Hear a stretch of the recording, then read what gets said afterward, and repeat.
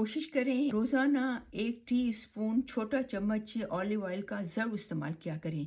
Doctor suggest करते हैं कि इसको इस्तेमाल किया करें, इसके बेशुमार फ़ायदे हैं। आपको पता है 1 टीस्पून ऑलिव ऑयल रोज़ाना खाने से ये वो काम करता है जिसके बॉडी में इन्फ्लेमेशन होता है, दर्द रहता है, सूजन रहती है।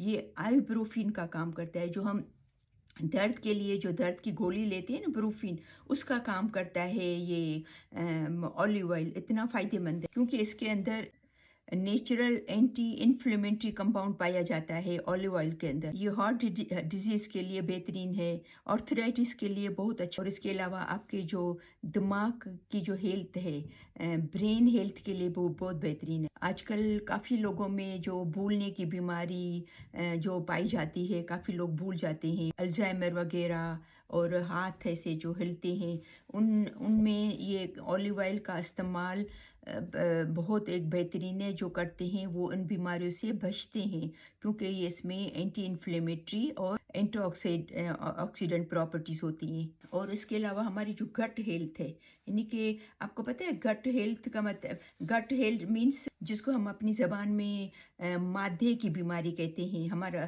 कहते हैं ना कि इसका मादा बहुत कमज़ोर है, इसको चलते फिरते एसिडिटी हो जाती है, डायरिया हो जाते हैं, कभी कब्ज़ होता है तो कभी बहुत ज़्यादा वॉशरूम आता है।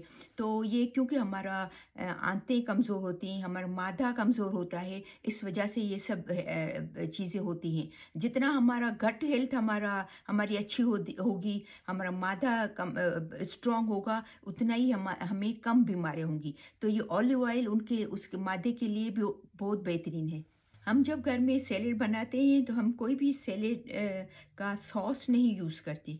हम क्या करते हैं, 2 टेबल स्पून पूरी फैमिली के बनाते हैं तो 2-3 टेबल स्पून ऑलिव ऑयल का, उसमें थोड़ा सा लेमन जूस, हल्का सा सॉल्ट, थोड़ा सा ब्लैक पेपर, काली मिर्च, और उसके अंदर जो हर्ब्स मिलते हैं ना, ड्राई हर्ब्स मिलते हैं, वो उसके थोड़े पत्ते 1 टीस्पून मिला के ये सॉस बना के सैलेड में डालते हैं और फिर वो सैलेड का इस्तेमाल करते हैं डेली एवरी डे।